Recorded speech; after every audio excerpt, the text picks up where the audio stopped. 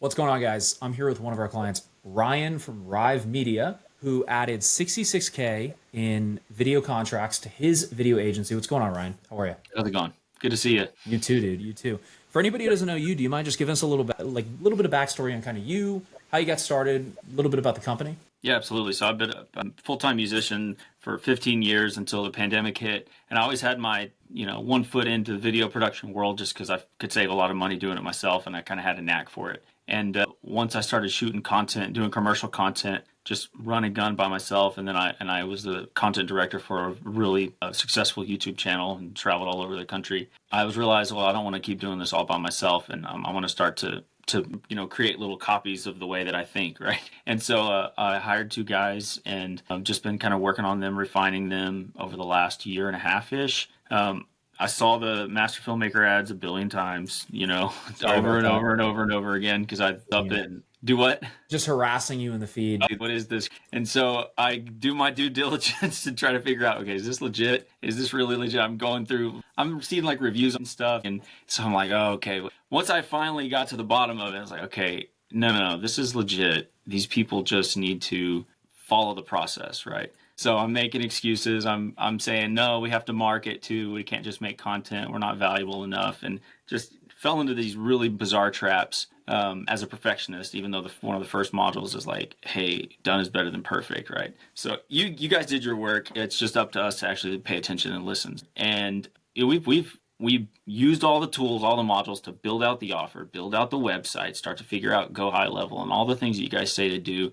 Sales tactics, that has been a massive help. Just all the things that you offer, just starting to implement those. I was like, no, this is so valuable. I was like, we're going to keep sticking with it. And so lo and behold, here we are, built out that offer, use the sales tactics that you guys teach, and someone that I didn't even think was going to sign with us signed for a little over 50K for a year, doing reels and like 2 commercials and then some stills and publishing their content on social media. And then I used the similar tactics, showing them the pitch deck that you guys tell us how to build and the offers for another city and local. And when did you like start actually implementing it again? And then from when you implemented it, when did you see that start to like actually come to fruition, I guess?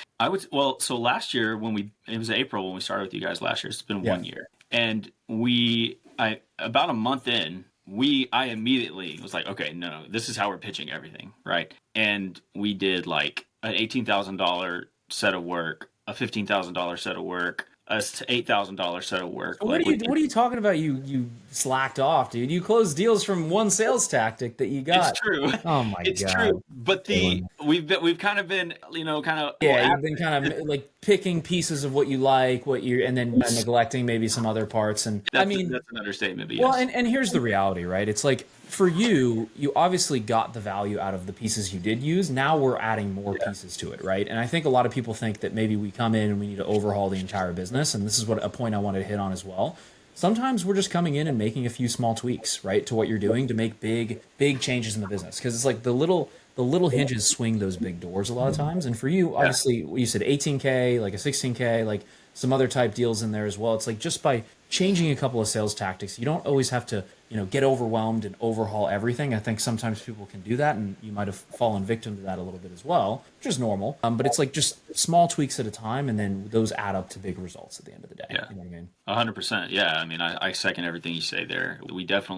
I went way overboard. Oh, no. We got to do this. We got to do this. We got to change this. We got to do this. Because I see it. I see how it needs to be. And, I've always been that way, whether it's learning something on the guitar or, making a scene look right. Yep. Yeah, absolutely. What are some of the things that helped you on the sales side? I'm curious. So you guys are actually naming it, right? So instead of just a way to keep the power in the ball in your court, instead of saying, would you like to book a follow-up call? It's like, what? No, don't ever say that, right? Like you say, does next Tuesday work for a follow-up call? Like that little shift. So take that and apply that to you're not giving them an option. You're not giving them an ability to opt out. You're making them convince themselves that what you have is not what they need, right? Yeah. And so that little shift alone in sales, it can inform every other thing that you do, from your offer to how you book meetings, your demeanor if you're in person, which, we are in person sometimes here with these folks that are interested in purchasing. So just taking those little things that you go through and then just applying that to every little part of it makes a massive difference. For sure. And the 50K retainer that you closed with the home service company, is that your first retainer? Have you done that before? Like, walk me through that a little bit. Yes, that's officially the first retainer that I wasn't already, because we have other retainers, but that's before the master. It's just like, hey, it's a company I've worked with for a long time. They're going to pay us a particular amount to deliver this amount of content, right? Yeah. And which has kind of floated everything. Yep. This is a whole new thing, right? This is like, hey, let me see what you guys do. And now it's like, oh, we're going to use the Master Filmmaker playbook. That's what I keep calling it around here. But to frame. And like you said too, it's like, it's taking those little things that inform the rest of the process. And it's like, one of the things I did with one of my clients is like, don't send proposals, right? It's like, don't do that one thing, walk them through it on the call. Yep. It's like, that can inform whether you close, like for one of our clients, it's like a 144K deal or nothing, right? So it's like, just taking those small things and applying those throughout the entire process is definitely those small hinges that swing the big doors. And I guess, like, is there anything, obviously, as we're still going through, we're coming back to some parts of the program, has there been anything that's been kind of particularly helpful for you along this process that we've went through with you? Yeah. Well, there's so much because you guys it's so in depth. Everything's so in depth. But I mean, it sounds kind of redundant because I feel like I've already said it, but crafting the offer, I think I think the most important thing that you guys have at least offered us so far is this, how do you say it? This permission to narrow down, right? Like you're giving us a permission to say, no. Like, let's really focus in here, right? Let's do what you do super well, and people are going to find value in that, right? And then that gives you, it's like, oh, it's a loss, we're going to lose all this other stuff. It's like, no.